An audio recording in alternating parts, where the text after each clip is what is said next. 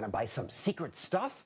Want to engage in a transaction with some other consenting adult that you don't want the government to know about?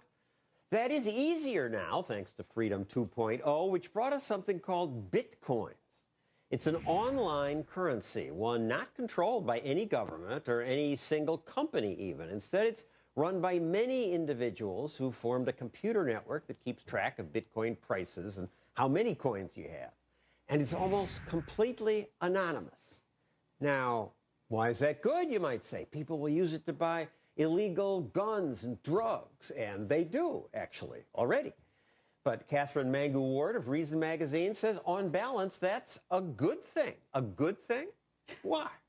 So the first thing you have to keep in mind is that Bitcoins are no more kind of suspicious or anonymous than cash. Already people use cash all the time to buy illegal, illicit stuff they don't want their wife to know about. There's a lot of room for transactions that we might not want a permanent record of. Right now, that's cash, but now we have Bitcoins, which are digital cash. If we have cash, who needs digital cash?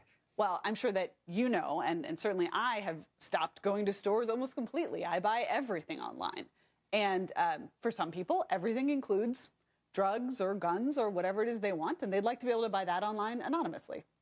And originally, PayPal was supposed to do this. This was the dream of PayPal, that it would be sort of a currency outside of governments.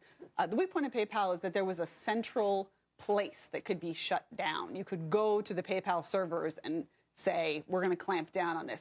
Bitcoin is different. It's stored on lots of different computers. It's a diffuse peer-to-peer technology. So there's no one place you can go and say, now the government knows what you're doing with Bitcoins, whereas you could with PayPal. And when it came to terrorism, money laundering, drugs, it turned out to be easy to shut that down. But not Bitcoin, which makes it sound like it'll make it easier for terrorists. You know, that is a possible very small side effect, but I think the much more important factor here is that what Bitcoin can do in theory is protect people from their own governments. Right now, the Federal Reserve can make money less valuable, the money that you have, that you earned, just by devaluing the currency. In theory, what Bitcoin does is take that power away from the governments and give it to individuals. You can put your money wherever you want. That technically is illegal, too, because you're not allowed to have, for stupid reasons, alternative currencies in America. It seems like a basic part of freedom, and Bitcoin allows that. But here's the part that creeps people out. There's this Silk Road website where people spend their Bitcoins, and they sell all kinds of nasty stuff. Heroin, cocaine. So Silk Road is just like any other online retailer. They have user reviews, so you can know who's ripping you off with bad weed and who's selling you good weed. You know, the fact is that anything that kind of normalizes even black markets, I think, is ultimately a force for good. It means that people don't get dangerous products as often. They don't get ripped off. There is still a vulnerability, which is that if you buy a bunch of weed, they got to send it somewhere, right? It has to go to your house. You have to have an address. Right.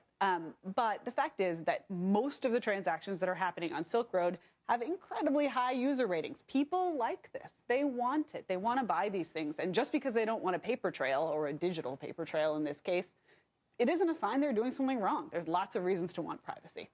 And Silk Road was named after the Silk Route that we used to trade silk from China. The West gave them wine, olive oil, and gold, got silk back. And the original Silk Road was an incredible force for progress. This was the first, or one of the very early instances of globalization. Spices that were impossible to get in Europe made their way back from Asia, and other things went the other direction. It's a powerful force for improving the welfare of people. And the idea that this Silk Road is somehow bad just because it's anonymous, I think is misguided. It lets people evade taxes. Well, I guess my response would be amen to that. But we need taxes to pay for what government should do. Sure. Ultimately, the responsibility to pay for taxes resides with the individual. We don't blame the retailer if you don't pay your taxes. We don't blame your employer if you choose not to pay your income taxes. It's an individual moral case. Whether or not there's this online site that facilitates purchases without taxes, it's not their fault.